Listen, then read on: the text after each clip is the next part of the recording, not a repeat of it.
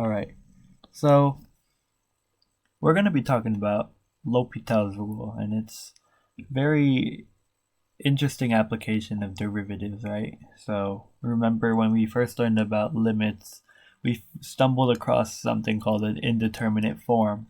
And those indeterminate forms usually told us something. It told us that we can do something to possibly make the limit exist, whether it be factoring or rationalizing the denominator or possibly even using the squeeze theorem. What else can we use? Maybe just rewriting it or refactoring it in some sort of way, and then it ultimately led us to the definition of the derivative and so on, right? So many things. So L'Hopital's rule is basically like our solution to indeterminate forms. How do we even think about indeterminate forms and evaluate limits of indeterminate forms? So I have the basic idea here. If we have a limit of like a quotient, right? This is the basic idea, and I'll prove the basic idea just to get some idea of the L'Hopital's rule. If we were to evaluate this limit, and we were to get an indeterminate form 0, 0, 0 over 0, we call this an indeterminate form.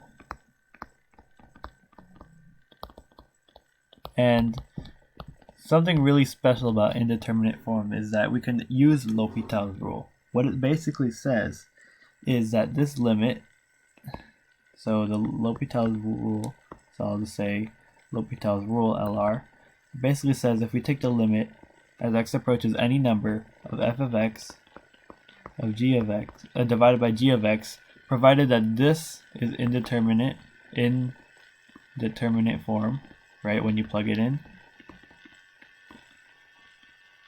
you can basically take the derivative of the top and the derivative of the bottom, right? So you can take f prime of a and g prime of a. And if this is a valid number, then this is what the limit actually is.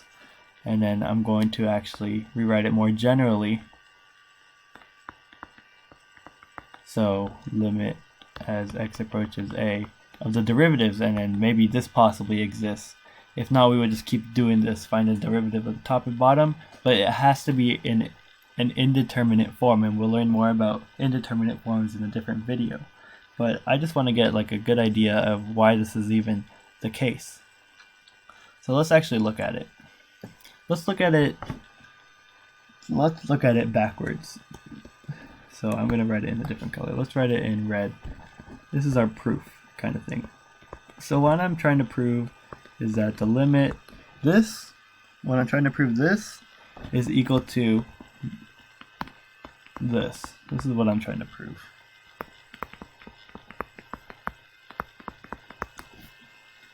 And we can confirm this analytically by working from here, working from the end goal, which is what we want to try to get to, and working backwards to get here, right? So let's do that. F prime of a divided by g prime of a. What we want to do is write the formal definition of the derivative of each. Right, I'm going to use the alternative definition of the derivative just to make things a little bit easier. And then it's also this, right? G prime of x minus, not g prime, g of x, and then g of a, x minus a. Not too difficult of a step. From this point, we see that this cancels out with this, and what are we left with? I'm going to scroll down here from right here. What we actually just get is simply the limit, right? The limit as x approaches a of f of x minus a, f of a, divided by g of x minus g of a. Still not a difficult thing, right? So, but we also know that, another fact, we also know that because when we plug it in straight in, right, we got the indeterminate form 0, 0, so that means, which implies that f of a is equal to 0 and g of a is equal to 0, right? This is kind of like the side note. So what we're left with is basically the limit as this goes to this, like this, right? We worked backwards and we got back to what we were trying to think of, finding the limit of this. And then if we were to go in the reverse direction, we can go all the way to here. So this is the idea of L'Hopital's rule. If you have an indeterminate form of a limit, you can just take the derivative of the top and bottom and then plug in the limit and see if that works. And it's really interesting that this rule even works, and it's very amazing that it does at the same time.